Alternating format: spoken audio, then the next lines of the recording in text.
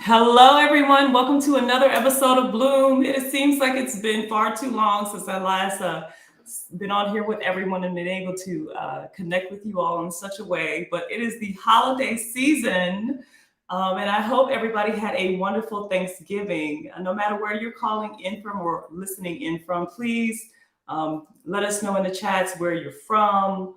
If this is your first time blooming with us, if not, well, if it is, we welcome you.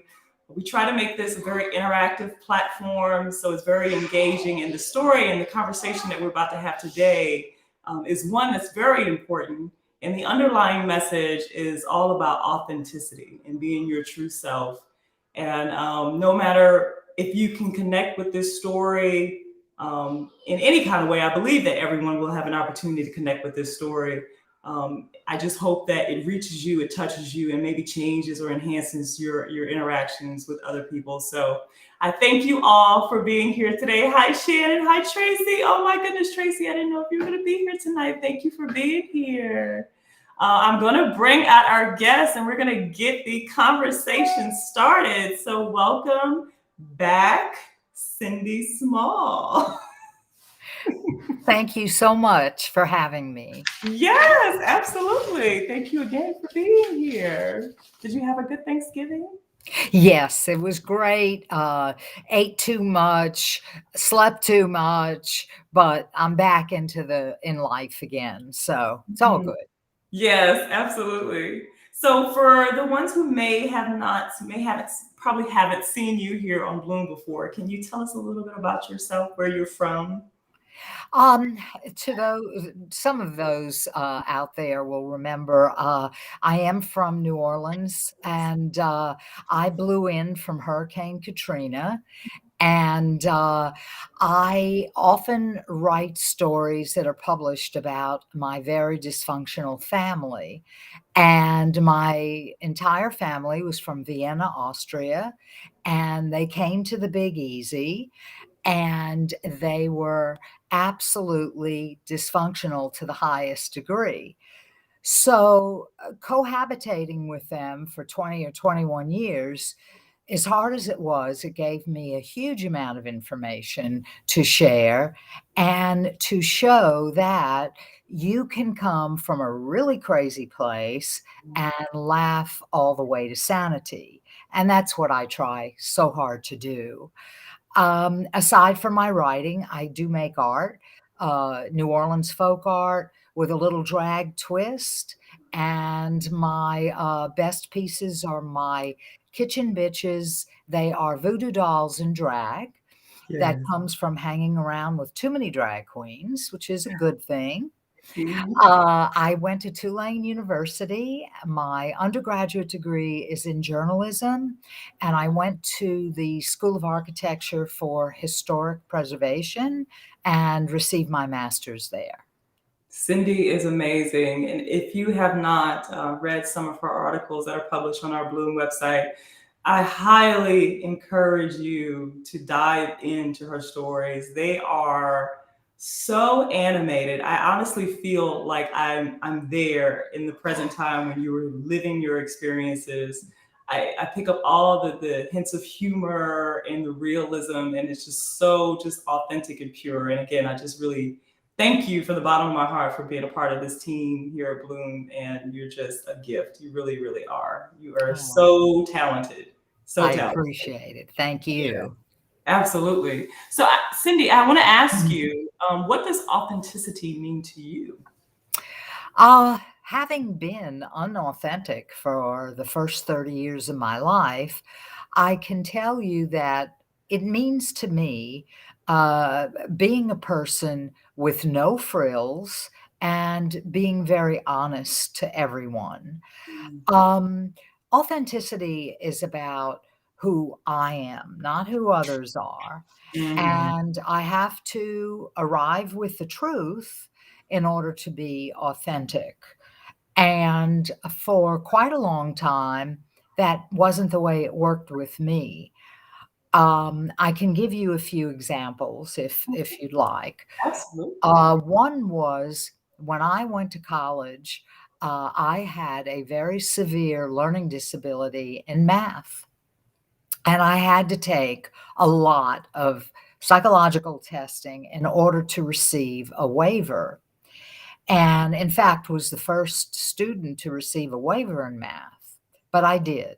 And I was able to take another course in lieu of that.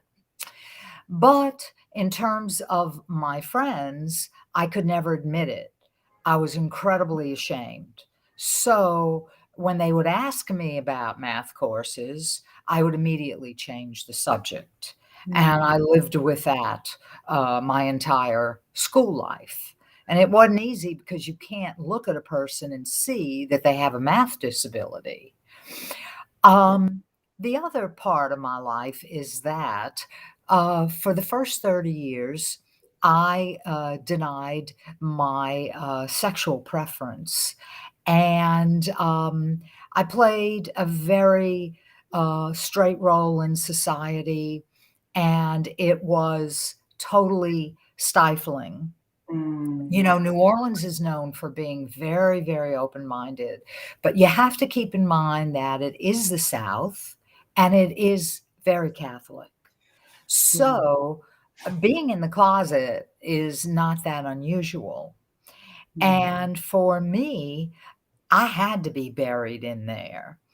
Even in work environments, I was so afraid of being fired because in those days, 80s and 90s, it was very possible. And I worked somewhere where I was seeing someone at the same place, but we were in two different departments. And I had a boss who was very conservative and extremely religious. Oh. And my life was total hell. I survived it for 10 years with deadlines that were completely unrealistic and someone who was making my life so difficult. And in the end, not being authentic made me the loser because Mm. I resigned. I simply could not take it anymore. So I know what it's like to be on the other side of the spectrum and to feel the immense pressure. And it's Mm. not easy at all. You know, you bring up a very good point. I've heard a lot of stories of people who are in same-sex relationships or marriages, and they are professionals, just like all of us are, and they have opportunities and doors professionally closed on them because they've exposed their sexual preference. So I'm Exactly. just curious, do you think the outcome would have been different if you had been more authentic about your sexual preference at the time, or how do you feel about that? You know what? It is so hard to say. I could have Okay. pushed enough to get fired, and I didn't want that on my CV. Uh, if I had been authentic, and brought it to the top, it's hard to say. Again, this was the '80s. Yeah. It was a very, very different world. I kinda don't think I would have won that battle then. Mhm, Yeah, mhm. I don't think so. Oh, that's so sad to hear. Oh my goodness. You know, it is that is, I've grown up through so many, different cycles of life, and being authentic also means that we are evolving constantly and changing, but we have to learn to be honest at that moment in time. Who Mm, you are or who you were, a few years ago, you still shouldn't be ashamed of that, I've mhm. come to believe. And so it's always so important to speak the truth and to be honest.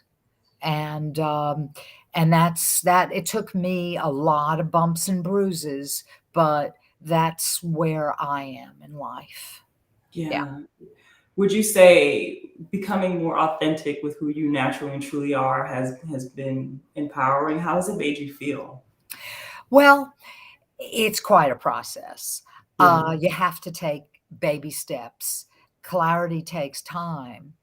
Uh, I was married for 10 years, to a man, and it was a ticket away from my dysfunctional family. Mm, And so I can't say that I chose that life, and it probably wasn't fair for me to do that, but it was a very dire situation. I don't feel good about it. 10 years passed very, very quickly. mm, And I will tell you that the moment that my divorce papers were signed and the ink was dry, I started to renovate myself and become my authentic self. It mm. didn't take long. I Yeah. love that. I have to ask you, and I hope this is not too personal, but did you have the discussion with him? Is that why the marriage eventually dissolved? No, actually, it did not. I mean, I was stifling. I felt like I had chains around my neck, and I'm sure that was the reason. But Yeah. I did not tell him until after we were divorced, and he wasn't angry with me. He was simply distraught because he was blindsided and Oh, never thought that that was an issue. And you know what, though? I had to take my path because life is very short, and I mm, tried it for 10 years, and it just didn't work, and I had to concentrate on me. He mm. recovered, but, I'm certainly not proud of this, but I was caught between the rock and the hard place. Oh, absolutely. Yeah, Absolutely. I can definitely see how you would be. yeah. Wow. What was the process like for your friends and family? Was it I know you've had a challenging relationship, with your family, but what about your social circle? Well, for me, unfortunately, I had no gay female friends at all. I hung around with a lot of gay men, and it was a great, great life in that we would throw the furniture out the house, we would dance until the disco ball blew up, and we just had a ball. Not to mention the fact that when you have a lot of gay guy friends, you're gonna get the best makeup tips ever. So, I highly recommend that. But, I I had need to no say gay this for a minute. I had no gay female friends, so I really stood alone, and my new adventure was having to figure out how to get into this new zip code by myself, and Mm, I was very, very scared and very alone, and mm, it did require a lot of baby steps. It did. It mm, wasn't just a matter of marching out the closet at all, mm. but actually, along the way, I had very interesting situations, and I think that baby boomers such as myself are going to pave the way for millennials. We have in same-sex situations. I don't know that they know how hard it was on us, and it was very, very hard, but I do believe we made life a little bit better for them. I really do. I'm sure we can all agree that that definitely is the case.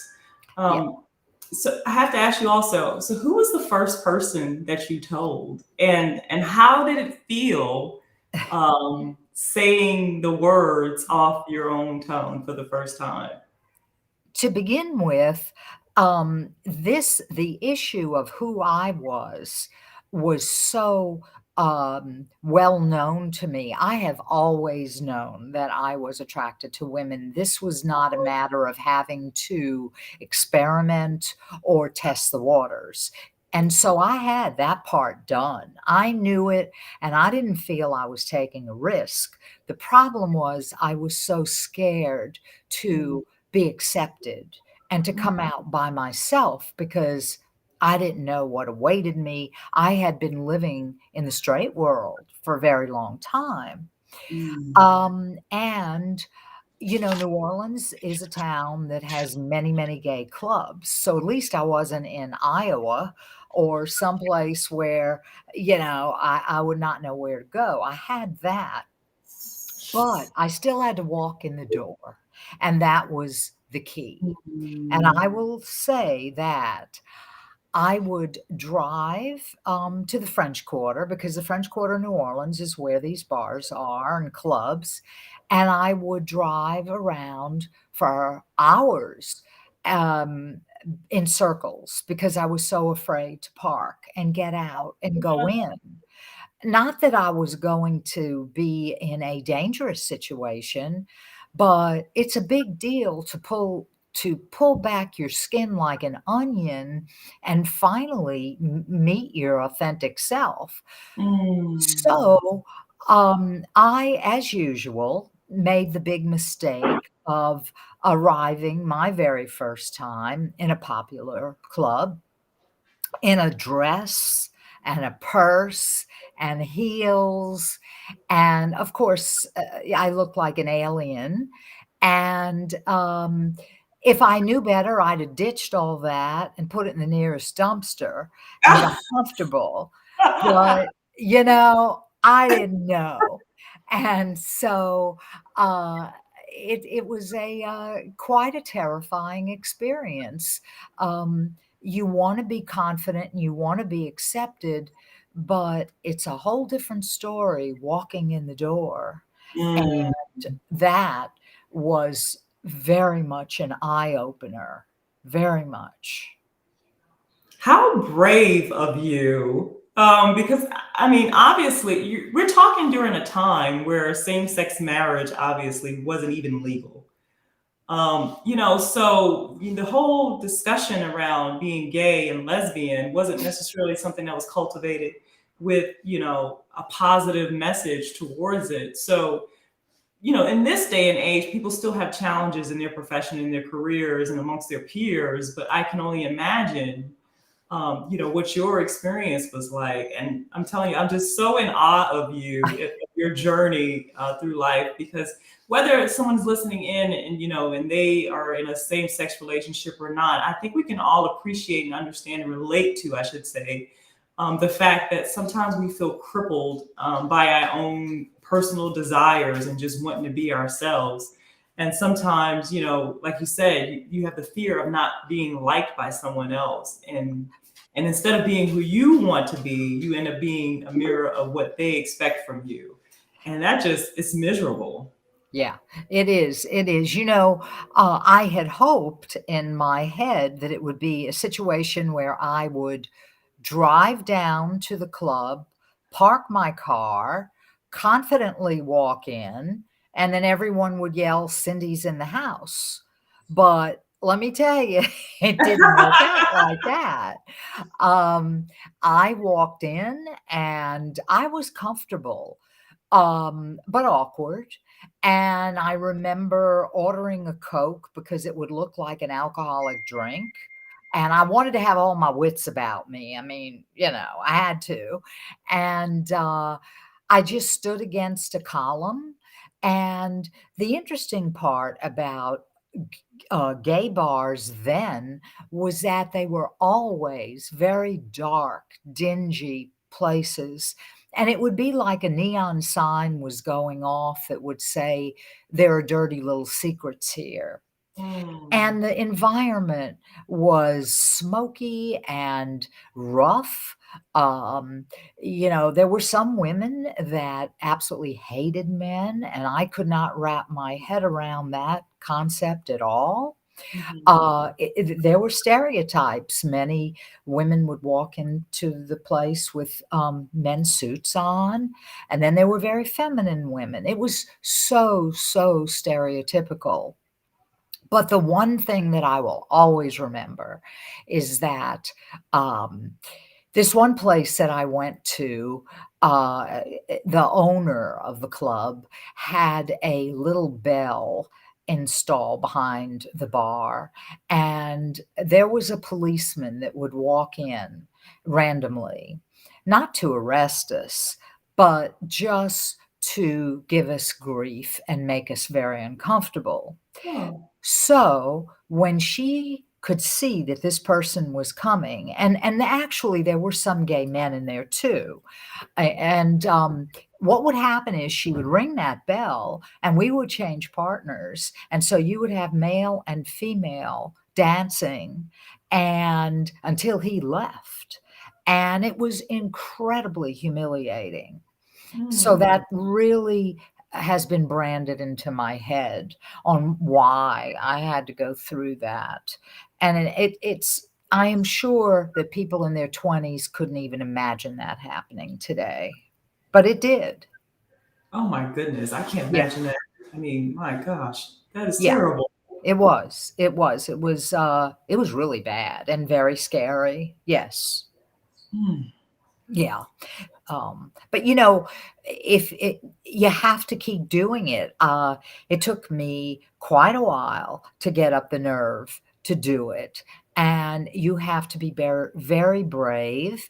And um, eventually, you start talking to one person, and then another person, and then you gravitate to someone else, and suddenly you have a social circle. But it is not an instant thing, especially Mhm. if you're a brand new face in the neighborhood. It's not instant. No. I can't imagine because you hear people through different chapters in their life, and even any toxic relationships or whatnot that they may want to detach from. They end up clinging to those environments because they're afraid of being alone and feeling isolated. But it seems like you went through that phase initially and still pushed through. Would you say? Yes, true. And some things are real eye openers in that at that point in time, I found that women's bars had many, there was alcoholism, there was addiction, there was domestic violence. There were women there that felt suicidal because of who they were. And for years, I met so many different personalities, and it made me so sad. And no one was embracing same sex marriage at that time. That simply was not happening. No. There were, though, and this was kind of interesting, there were commitment ceremonies because, you can't hold human beings down. You can't put your foot on their chest. Yeah. And these couples had to feel some sort of, I think, loving attachment. And I went to many commitment ceremonies, and of course, they weren't legal. But what they did do was they made these women, these female couples, feel like they were a part of normal society. And so it's all they had. And it's great that they did this until things became legal. Yeah. Mm. Oh my goodness. Yeah. So many things. It's like if we isolate ourselves and put ourselves in our own little bubble, it's like we can become oblivious to other people's life experiences. Yeah. And Yeah. as we continue to grow, and even professionally, I want this kind of conversation I wanted this conversation to happen today because even, professionally, we may work with someone that is in a same-sex relationship or marriage, and hearing your conversation about the things that you went through that honestly some people are still going through today and will continue to go through for quite some time, Yes. if we're not continue to have these conversations and and showing empathy towards one another, because at the end of the day people just want to be seen and heard and loved. It's not harming anyone. I think you're right on. You nailed it. When I worked in academia for so many years, I found that the gay students gravitated toward me. Now, when I was in academia, I was very relaxed because it's a liberal place to work. Thank God. I mean, you do have a section that is not liberal. For the most part, it is. And so that was a true blessing. But the gay students would come to me, and they would close my door to my office, and they would talk to me about being bullied, and they would talk to me about what they had to go through. And I remember all those conversations. And I was so happy that they would come to me, but so sad that they were going through this. I Mm. mean, it was really bad. Oh my. Really bad, and I think still there is a lot of bullying going on. There definitely is. Yeah. It's, it's just, it breaks my heart. I mean, you hear those stories of, young adults or young teenagers, telling their parents that, they're interested in the same sex. And some people, some parents actually kind of ostracize their children and just, I'm done with you. I can't have any communication with you. And honestly, it just breaks my heart because I'm like, if you love someone, if you truly love someone, it should not be conditional. That's right. That's It really right. is conditional. I think that when women have children, they should not feel that automatically this baby is going to slide out of them being a straight person, because Hmm. that doesn't necessarily happen. And if Hmm. you don't have an open mind, you cannot provide an honest roadmap for your children. Hmm. And, we're moving on at a fast clip. And so I think it's really important for teachers as well to be very open minded, because if the True. children are not getting it at home, then what happens when they go to school? And how confusing is that? Yeah. It's really, really important. And I'm talking about, the gay population, the bi, the trans, all these people, they have a right to be their authentic self. They Hmm. have every right. And I don't know when that's going to come, because it took a long time for me. And I'm still not in a position where I open myself up to people I don't really know. I'm Hmm. careful. I don't want to hear the negativity. And you know what? I also don't need to hang out with those people. That's the Yeah. other thing. Strangely enough, my social circle is all straight women. It just happened that way because I'm not defined as a gay woman. That's not who I am. And they don't look at me that way. And I think that that's the way it's supposed to be. Yeah, I 100% agree with you. I think that's so true. And I think that's right. That's the way that it should be. it Uh, should. Yeah. Um, during the just a little speck of interest, but during the 1990s, Ellen DeGeneres was born in New Orleans, and she was at the same club that I was at. Now, she didn't know me, and she was not a celebrity by no means, but she was there a lot, and she was always known as a very, very kind, respectable human being. Everyone liked her. But the reason I'm bringing this out is because what I love so much, and she is one of my heroes, if you looked at her shows, um, the audience was mostly straight women. And they mhm. were dancing and they were having a great time. It wasn't because she was gay. They didn't even think about that. It was because of her talent. Yeah. And Yes. and I just put her on a pedestal, and she came out, and I'm sure that I think that was the late '90s, and that wasn't easy.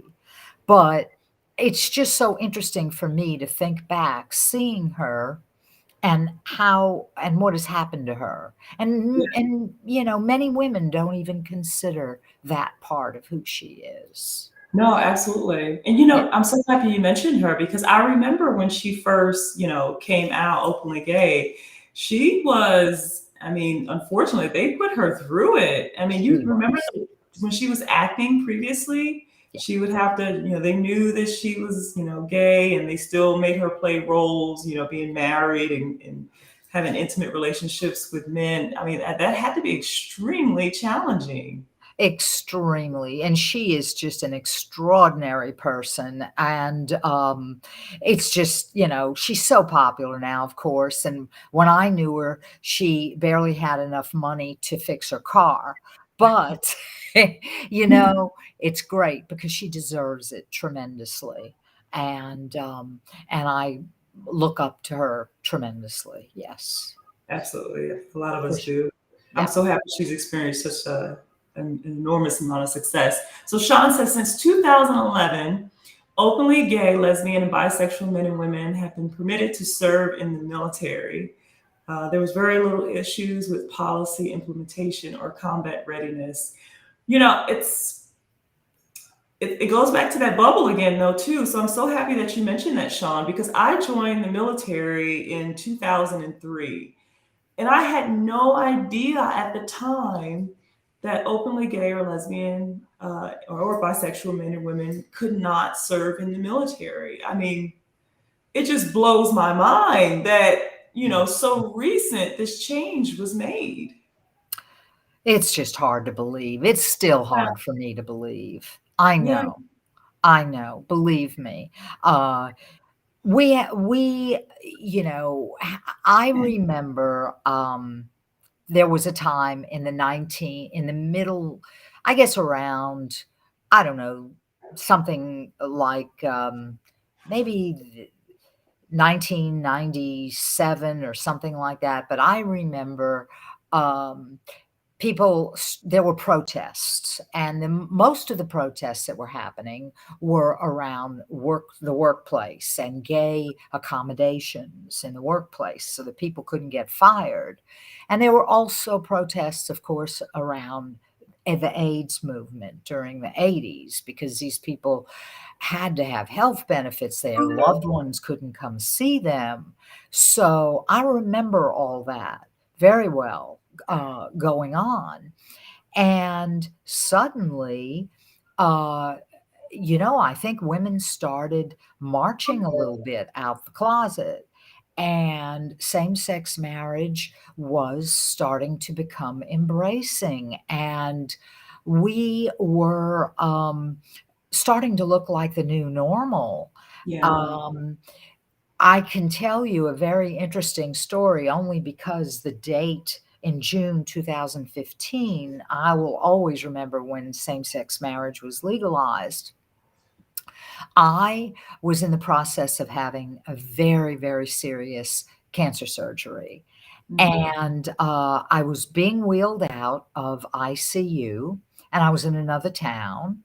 And I was high as a fly on LSD from the drugs, and all I wanted was my morphine pump. Mhm. And the guy wheeled me in my hospital room, and the TV was blaring. And my spouse, because I am legally married now, thank God, Mhm. was in the room. And she said to me, "You're never gonna believe this. You've gotta look at this." So here I am, just having had this huge tumor removed, and same-sex marriage is legalized. Oh my So goodness. that day was probably the best day of my life. It Oh, was amazing, and being in another town, in a different hospital, we had no one to celebrate with, and that was kinda sad, but that's mm, okay. We were legitimate, and we, were gonna have rights, yes. and, that's such a huge deal. Yes. Yeah. It really Absolutely. was. Really, really was. So I will always remember June 2015. Oh, Always. that definitely sounds like a date to remember. Oh my Yeah. goodness. Yeah, it was. I have to also ask you, what do you think is one of the biggest misconceptions regarding the choice of sexuality? Um, I, uh, I think that there is no choice to be made here. No. It is a Mhm. very hard life. Who would ever wanna go through a lot of this stuff? I can't promise that there's a scientific reason that it is in the gene pool. I don't know that, but Mhm. I don't believe that it is a choice. And if, if someone keeps themselves stifled for a long time, it becomes very hard to change. But I do believe that you enter this world the way you are, and eventually you reach your authentic self, but whether you act on it or not is not necessarily true. Mhm.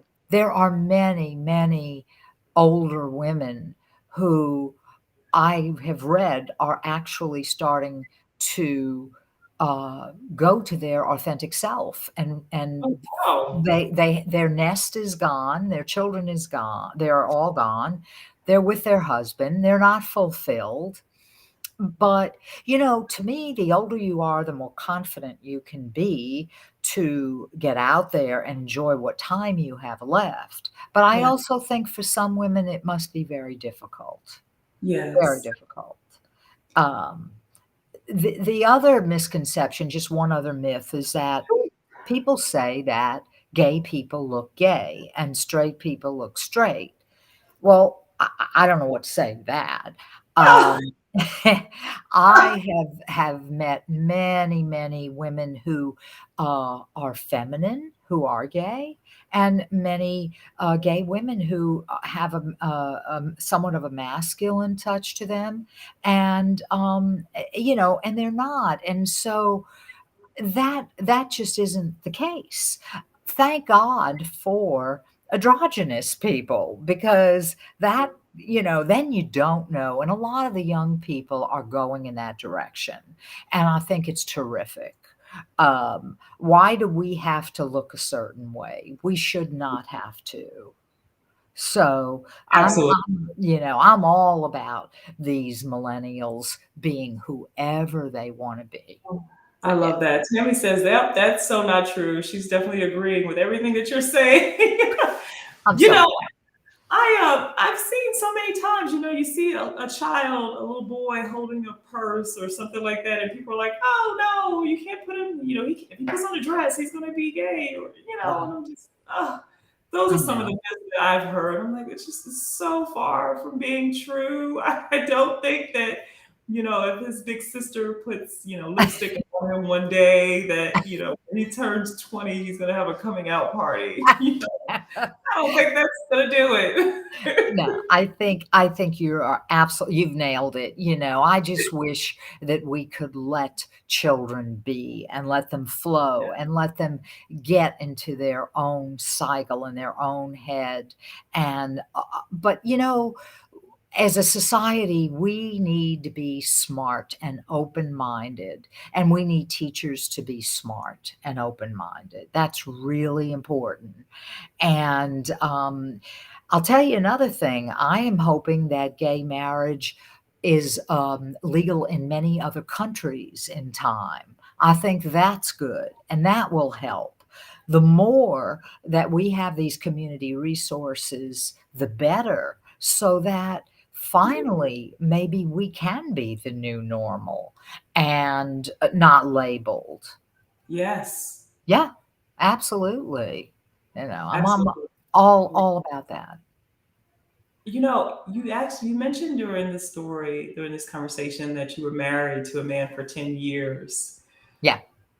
and that a lot of women are starting to maybe come out of the closet, so to speak, in their later years in life. But what would you tell your 20-year-old self? What advice would you give her in regards to, your sexual preference? First of all, I would say don't don't do anything serious. Don't even think about getting married. Test the waters. Make sure that this is right for you. Take chances, and always know you're never locked in life. You can always go another way, make another decision. No one is duct taping you to be a certain way. Hmm. And if I would tell my 20-year-old self, be selective, because I wasn't. I didn't know. I wanted to be accepted. So as a result, I found myself in some very fractured relationships. And it's all you can do in order to see what's happening. You've got to go through all of it. And some of it is not pretty. It's not pretty to see women fighting outside of a bar. It's really ugly. And those were things living in the straight world I didn't realize. I didn't know. The whole time I was married, I never went out to a gay club at all. And probably the reason I walked into a gay bar dressed like I was is because I had been in the straight world for a very long time. I just didn't know. But coming, with authenticity also comes comfort. So Yes. I began to become more and more comfortable, and I ditched all those clothes as fast as I could. Um, It became fabulous Cindy Small that you are today. You guys can't see the hint of purple that she has in her hair, but she is so fabulous. There You you know, go. um, there's one thing that I wanna say simply because it's kind of, I think that people, that are in between both places, of sexuality might wanna think about this. There was a group, in New Orleans of women called the Gourmet Group, and they were a very large group of educated, wealthy women gay women that met probably once a month. And I wanted to test those waters, and I hung out with them twice, and it Hmm. was horrible. And that was fine. It was no problem. I didn't fit. It wasn't anything that I needed to do. I wasn't a person that wanted to flaunt anything. Um, and I came to the realization that being gay has nothing to do with having an association with someone. Just because they're gay doesn't mean you're automatically going to have a relationship. It Right. is, it's just not. So that was proof to me. And again, an experience I had to go through to realize that, hey, these women are gay, but I don't want to have anything to do with them. So it was a Mm. win-win situation. It really Yeah, was. definitely. I can see that. And you know, another thing that I've noticed, I have a lot of friends that, are gay, lesbian as well. And, in my 20s, we'd get out and we go party and hang out. And so, it was almost like a locker room environment where we would just like just get dressed. And one girlfriend was interested in women. And I went to go get dressed and I kind of like looked at her and I like froze, like, maybe I shouldn't get dressed in front of you. And she flat out told me though, she was like, honey, just because I'm gay does not mean I'm interested in you. She was It's like, so you're not true. my friends. And I was like, oh my goodness, how like shallow of me to It assume. it's a great example you're giving because some women do feel, "Oh my god, I'm gonna catch it," Yes. and, they don't get the fact that it isn't about them, Yeah. and, um, uh, I agree with you, and I think that that is just a terrific example. One of the things that was actually a real great thing for me was living in New Orleans. You have so many characters. So it Yeah. wasn't like going to a gay bar in the Midwest. And I still, to this day, remember these wonderful people that I met. And, for example, I met many nuns who had left the convent, many, and that was very interesting. Um, and then I had my little group of strange people. There was a couple at that time, and they were probably in their 60s. They had been together for 30 years, and that was a big deal in the 80s. And Elaine was a welder, and she always wore a man's suit. And her partner was a stay-at-home mom with cats, and they were great dancers, but they were very stereotypical, and I Mm. loved hanging out with them, and it was very, very sad that they probably didn't live long enough to get married, Oh. um, and, most of all, I remember a woman, and it's kind of funny. Everyone called her Mad Dog, and that's not such an appealing name, and her career was to train very vicious pit bulls. So, that's why they all called her that, but what Mm. was so interesting was, she always had a very feminine woman on her arm, and it goes to show you know, if that was her name, so what?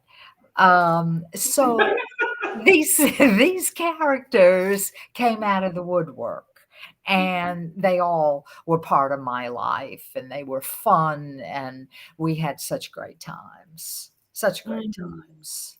Yeah. It sounds like you always have such great stories. Yeah, it was interesting. I could definitely tell. So I Yeah. have to also ask you, do you think there will be a time in the near future where sexual preference won't be stigmatized like it is today? I'm not convinced it's gonna happen that soon or in the near future. Because I see it around me. I have to be very careful at this point in my life because I know who to get close to and who not to, and so I think it's gonna take some time, and that's why we need the young people out there being themselves and Mhm. not being afraid, because we have to have that. We have to allow them to release their emotions and who they are. It Mhm. really breaks my heart to see them suffer, and there's no reason for that. We're all human beings, we're all made up of bits and pieces, and we all have rights. And so I just don't see I don't see the religious right embracing us in the near future at all. I find that they're still extremely close-minded. Eyes are shut, mind is shut. I can't see it. And, Mhm. quite frankly, I'm exhausted trying to open those eyes.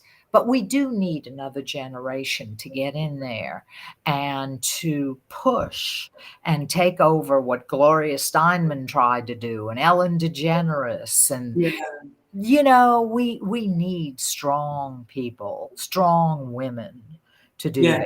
that and to push ahead. Yeah. Strong women like yourself. I like to think so. I try. I'm in my 3rd chapter, so, I'm gonna do what I can do, but I need a little help. Well, listen, women, we have to rally together to support one Yes. another. But honestly, you know, everything that you're saying is so true. And I mean, like I said before, it just all goes back to the basic premise that people should be able to live authentically and how they choose and how they choose to live their lives. You're not hurting someone by being in a same-sex relationship or same-sex marriage. You should not love a sibling or a child less because they have a different sexual preference than the idea that you had for them. Love is love at the end of the day. It really is. You're so right about that. When marriage was legalized and I began to recuperate from my health issues, we were married in a synagogue in Huntsville, and the rabbi was a female. She is no longer there, and Mhm. she was not gay, but she was extremely, extremely active in the gay movement, and we had no one there. And when we walked in, there was a group that they were rehearsing for a some sort of a musical they were doing. We didn't know them. And so when we started the ceremony, all of a sudden there they were. And it was like theater in the round. And they were encircling us and they were singing. And the Jewish people have a huppah, they have a covering over them. And so we stood under that covering, and they were like a family that I never had before, but they were complete strangers. Mm. And so I can't ever thank that rabbi enough for doing that. And as far as I know, I don't think there was another same sex female couple that has done it at the synagogue. I don't believe. I think we should have a plaque on the wall. I think you should too. That'll never happen. Oh, So, it just goes to show you strangers can be wonderful. They yes. can. Yeah, they really Yeah, can. because they have no expectation from you. No. There's no No. expectation. Yeah. So it has the ability to be just a pure magical relationship. Yes, even if you never see them again. Yeah. They were there during such an important moment, and they all were really in it and approved, and it was very amazing, that that happened, and, we walked out of there just feeling like we finally had rights. We could visit each other in the hospital if need be.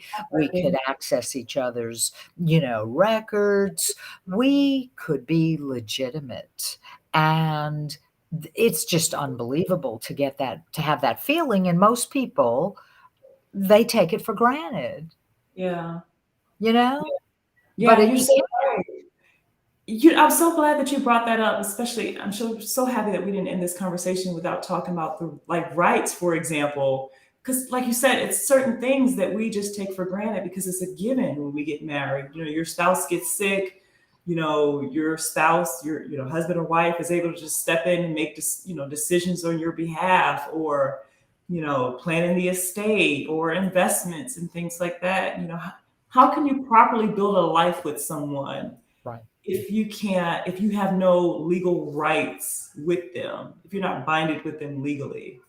I believe that. You have to be protected. You have Right. to. Or you can't enjoy, the life like most married couples have. Yeah. So, it is a huge deal. I'm so happy it was passed. Oh my goodness. I So am too. very happy. Yeah. Yes, I definitely am too. Wow, Cindy. Oh my goodness. I'm always in awe of you and your strength and your perseverance. Well, How do you feel now? You say your third chapter of life. How do you feel now being able to live more in the present moment and be authentic, throughout your everyday life? How does that feel to you? wonderful. Very, very liberated. I am very confident. I have choices. And if I don't want to be around people that don't approve of me, I don't waste a minute.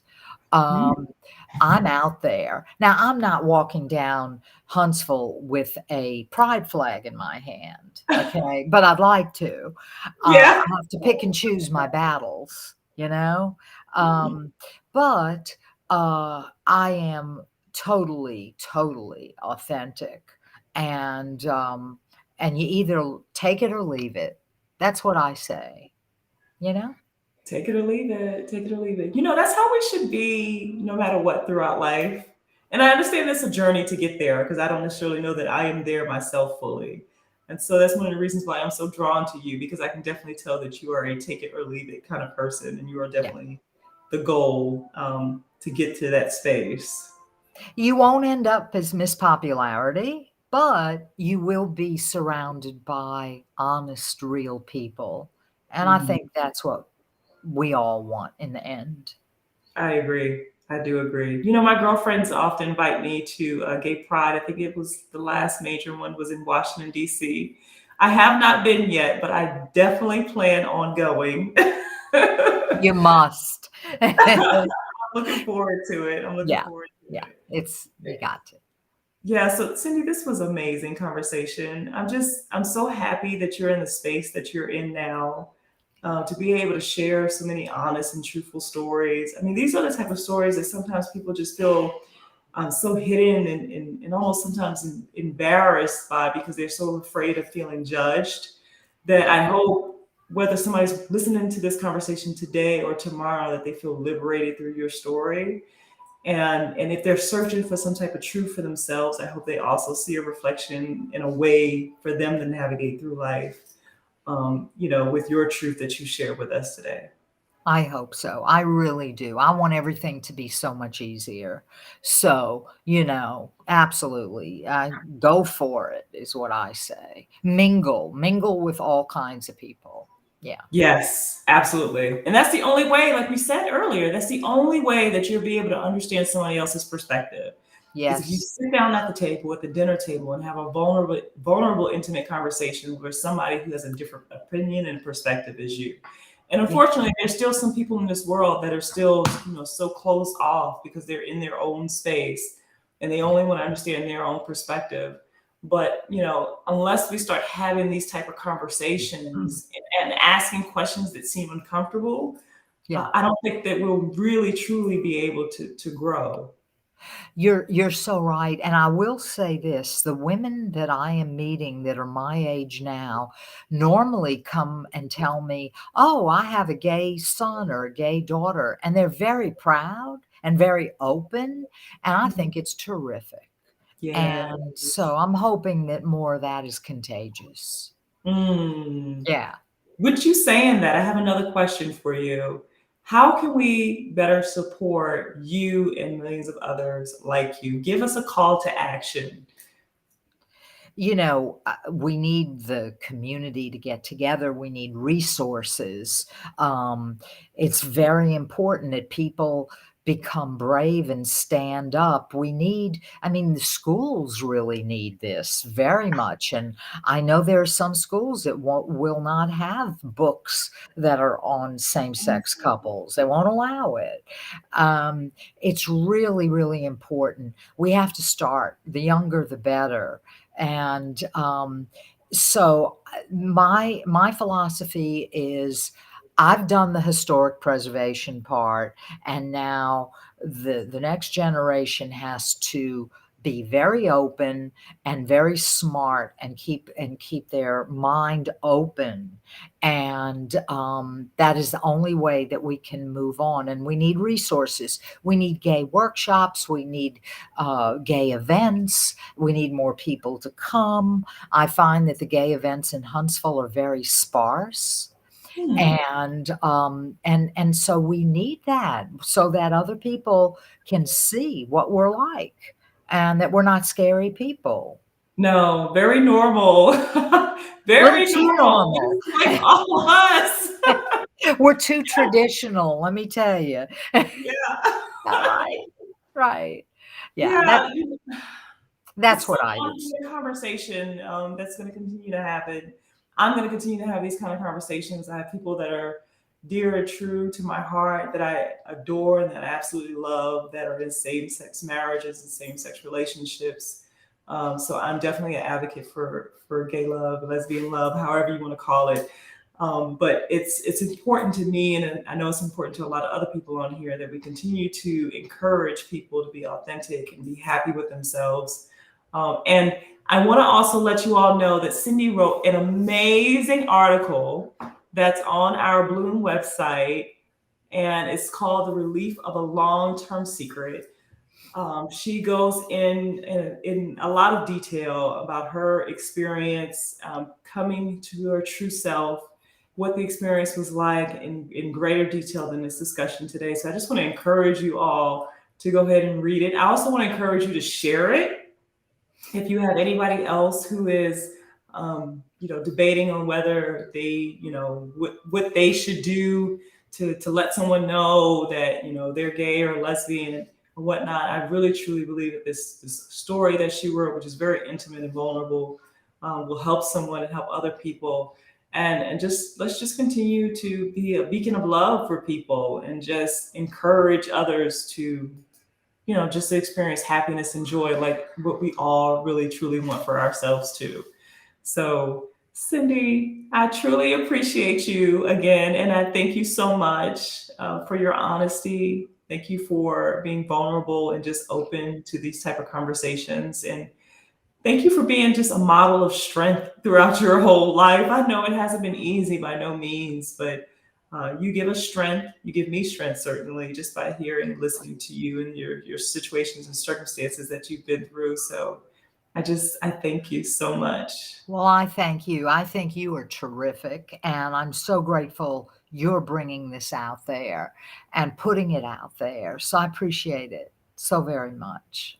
Thank you, Cindy. Well, everyone, I want to thank you all for tuning in today and listening to today's discussion. I hope that you got something out of it. Cindy is always available for comments and questions. Again, please feel free to read her article that she posted on our website and comment. She's very open and honest about engaging with everyone. And if you have any questions, feel free to send her an email and connect with her. Cindy is definitely a favorite of mine and a favorite to a lot of us because it takes a lot of strength to be as vulnerable and open as she has done. And I just thank you all for joining us here tonight and just being a part of this next chapter.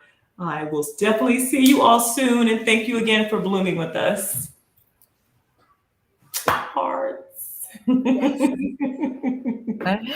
Yes.